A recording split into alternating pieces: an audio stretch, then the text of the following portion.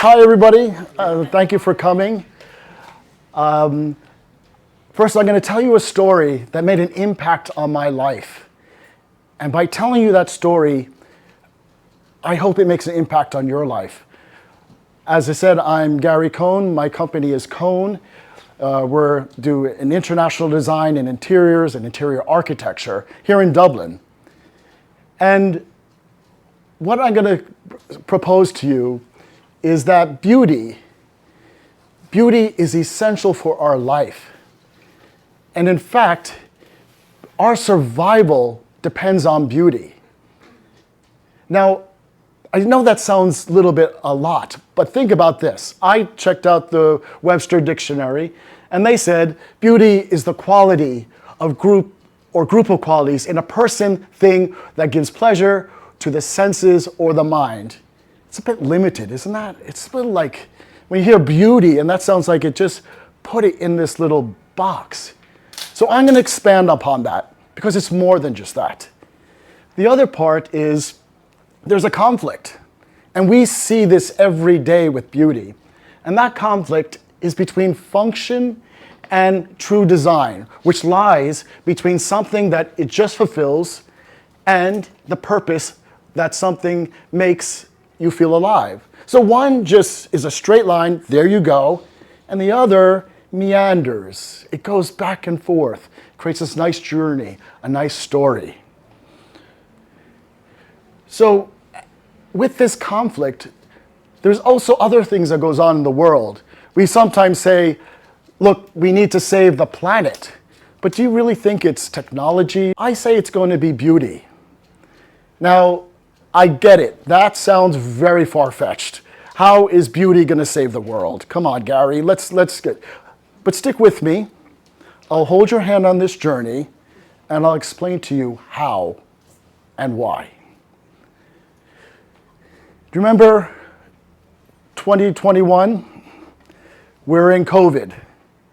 And if you remember how it was so difficult running the design company.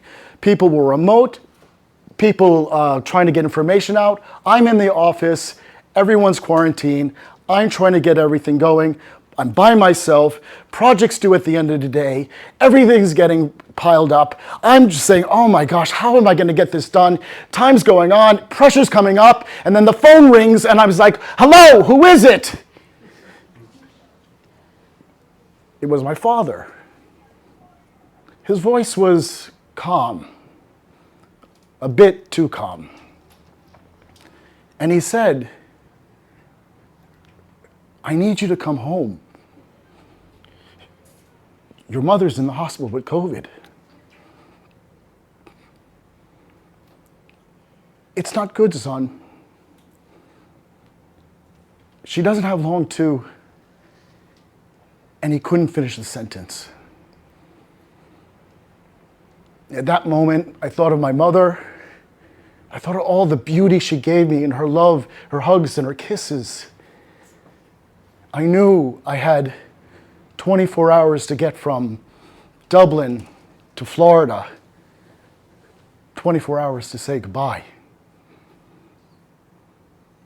But I'm going to step aside for a second and I'll come back to the story, okay? I want to return to beauty and why beauty matters. Because beauty, as us designers, we're the protectors of it. We carry it forward. That's what we do as designers. We make spaces feel. We make spaces how you behave in them. We even connect people with them. Design and beauty shapes our humanity. Did you know that spaces can be designed to increase healing and decrease pain? I'm not making this up. These are facts. Roger Ulrich did a study in 1984 and found that hospitals with views onto nature actually have patients heal faster, use less medication than those looking onto a brick wall. Now, I know you said, yeah, that's true, but think about it. It's a room that can cause that. And we did it. Designers did that. We also know that he also created this evidence-based design and biophilical design. He started the foundation for that. And so, biophilic design is designed for well-being. How it's designed would be, let's say, visually rich, colorful, natural materials, human scale. And these qualities help reduce depression, anxiety, and stress. And with nature, it just becomes part of our life. Now, also with these spaces, you can reduce empathy just by the way people care for it and interact in it. People protect what they love. They care for each other. They do care for the world. And then you might say to me, hey, come on, Garry, beauty's in the eye of the beholder. But yes, it is. But I want you to know it is not about taste. It is not about a trend. And it is not about status. What beauty does is it comes in many forms. And hear me out. You may not like a style. You may not like a painting. But we all have the capacity to see the value it holds for someone else. And hear this, the beauty changes its value by the story it's told. Now, I want to also talk about luxury. We also say luxury is, great design. No. Good design is not luxury. Good design and beauty is a human right. It is essential for our survival. And also, have you noticed that things are becoming less and less and less?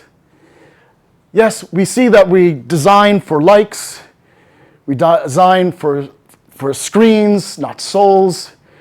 We even let AI design for us and take all those stories, all the pain, the hours we learned, and turn it into a superficial image. Yes, you might say, Garry, I like it. It looks good. But you know that sinking feeling when you look at one and then you realize, oh, that's an AI. It's like it lied to you. You like it, but it lost its value. So when you take that into meaning, you could say, look, what is happening to the world? We also see ourselves living in cookie cutter houses, offices with furniture of beige and gray. We also find ourselves eating in chain food restaurants that look the same, concrete sidewalks. And what else? We have asphalt streets. It's all starting to look the same. So when you strip your beauty from your environment, you strip what is actually makes us human. Beauty connects us. Beauty makes us feel alive. I want to help you with this. And I came up with this way as an interior designer to help you with your own space. Everyone has a space that they love. And here's what I call it. I call it ACE. Okay? Attention, care, and expression. And these three things can help you bring beauty into anywhere in your life. So first, we'll go to attention. Attention. Notice things that you did not notice and how they look. When you notice things, you start to see. I'm not talking ordinary things. So for example, take a corner in your room. Take 30 seconds and just look at it. Did you ever just look at it? Look at the light hits it. Just look at the color of the wall or the floor, the connections of it. 30 seconds. You will find it's actually beautiful. Noticing trains the brain to see beauty everywhere. I've also done it with some of my projects. When I want to have a store or something notice a corner, I might give this beautiful burnt orange corner, and it might lead over. So that's one way that you can to accomplish that. So anyway, noticing is what's important to beauty. The next one, care. Now care is all about you, nobody else. See the person next to you? It's not about them, it's about you. So when you care about things, they feel beautiful. It's your space. So you're like, but how do I do that, Garry? So what makes you care? Like it's something soft fabric. It might be a cushion that actually really you just love to lay on. It could be so many things. And when you care, you bring notice to it.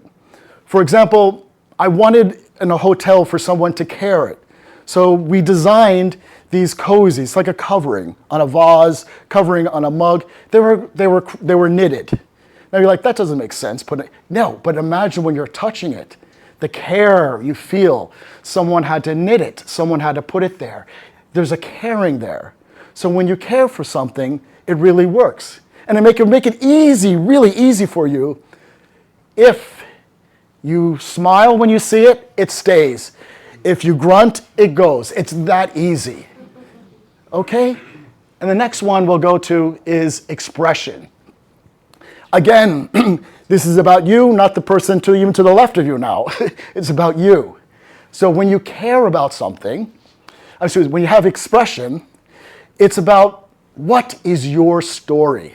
What is your story? So when you have the room filled and you're going to give a story, what's in there?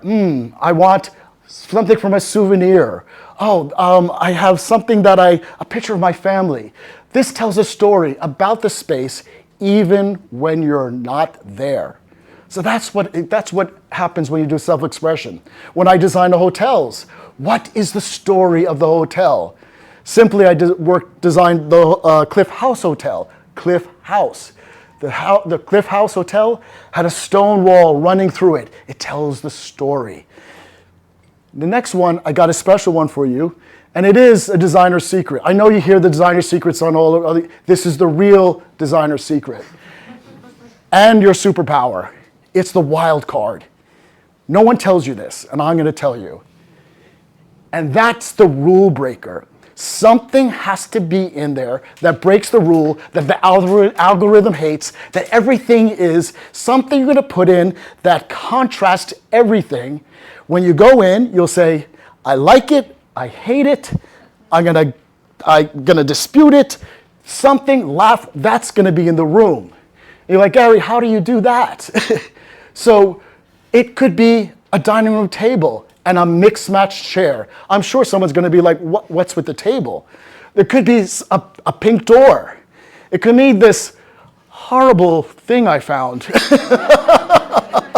But I'm sure on a shelf, people will be like, what is that? And for you in your home, try this. Take a normal painting, turn it upside down, okay? You wait, you're gonna hear a conversation. What you're doing is connecting, creating humor, creating laughter, creating a space that people like, I gotta go to that room with the upside down painting. And we do that also with all our hotels and everything, and all our designs. The story is the concept of the building, of the room. And what is that story? I'm going to take you back to the hospital. And when I arrived, it was everything that I imagined. I had to be prepped. It was my mask, face shield, hat, gown, gloves. It was as my personality was stripped. Everything was function, and the room, but it was for a good purpose. It was for protection. When I went into the hospital room where my family were, they were the same. All I could see were their eyes, the machine, the white walls, the bright lights. And I realized when I was there, it's starting to look a lot like outside. outside these walls, on the streets, in the cities, where things are becoming so functional, efficient. But where is the beauty in that? Then I saw my mom. She, in the sea of plastic, was radiant, extremely radiant. We were there for a while, and it wasn't long till the nurse silently whispered, "Prepare yourself."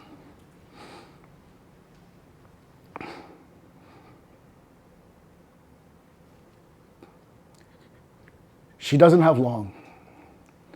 And in that moment, the most powerful moment of my life, I saw beauty. And it wasn't in that room, it wasn't the structure, it was the hands of my father. He removed his gloves and he held my mother's hands. And with that, he created connection. He created dignity. He created love. He created life in the shadows of death. And that is why beauty is so important. Because if we could create beauty amongst the harmony of function and design, we could create our destiny, we could create life. And that is why beauty will always decide our future. Thank you.